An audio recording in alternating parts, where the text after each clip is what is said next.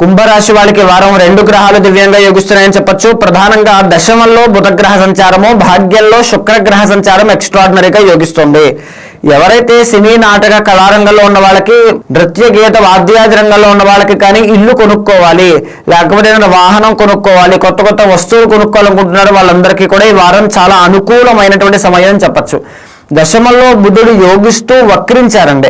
అంటే మీరు వ్యాపారస్తులైతే, stock market కానీ, షేర్ మార్కెట్ కానీ, ట్రేడింగ్ కానీ చేసేటువంటి వాళ్ళైతే, ఈవెన్ డాక్టర్ ఫీల్డ్లో ఉన్న వాళ్ళైతే మీకు మంచి అద్భుతమైనటువంటి కెరీర్ ఇక్కడ బుధుడు ఇవ్వబోతున్నారు. బికాజ్ వక్రించారు కాబట్టి రెట్టింపు ఫలితము అనేటువంటిది ఖచ్చితంగా కనబడుతుంది అని చెప్పొచ్చు.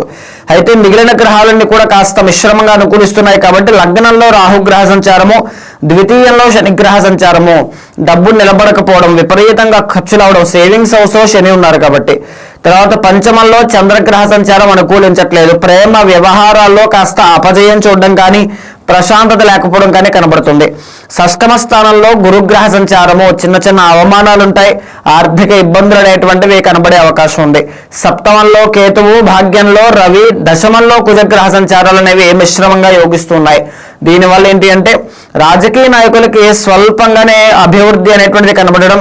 దశమంలో కుజగ్రహ సంచారం ఓన్ హౌస్ కాబట్టి రియల్ ఎస్టేట్ కానీ, కన్స్ట్రక్షన్ ఫీల్డ్ కానీ, కాంపిటేటివ్ ఎగ్జామ్స్ కానీ, స్పోర్ట్స్ ఫీల్డ్ కానీ అందరికీ కూడా కుంభరాశి వాళ్ళకి చాలా బాగుంటుంది. ప్రయత్నం చేయాలి, ఎందుకంటే కుజుడు అనేటువంటి ఆయన రిస్క్ ఫ్యాక్టర్ అండి. ఖచ్చితంగా మీరు ఛాలెంజెస్ తీసుకుని ఆ రిస్క్ మీరు చేయగలిగితే కుజుడు అనేటువంటి ఆయన యాక్టివేట్ అవుతారు. ఎక్స్ట్రాడినరీ రిజల్ట్స్ అనేటువంటి ఆయన కుజుడిస్తారు. సప్తమంలో కేతుగ్రహ సంచారం కనబడుతోంది. దీనివల్ల ఏంటంటే పార్ట్నర్షిప్లో ఏదైనా బిజినెస్లు చేస్తే అక్కడ మీకు ప్రశాంతత లేకపోవడం కానీ, ఏదో ఒక తలనొప్పి రావడం కానీ ఇలాంటివి వారం కనబడుతూ ఉంటాయి. సో అంత గురించి పెద్దగా సమస్యలు అయితే ఏవి కాదు, టెన్షన్ పడాల్సిన పని లేదు. సో ఖచ్చితంగా ఈ వారంలో కుంభరాశి వాళ్ళు శివుడికి అభిషేకం చేయడం కానీ, గోసేవ చేయడం కానీ చేయండి. చాలా మంచి రిజల్ట్స్ అనేటువంటి ఈ వారంలో చూస్తారు.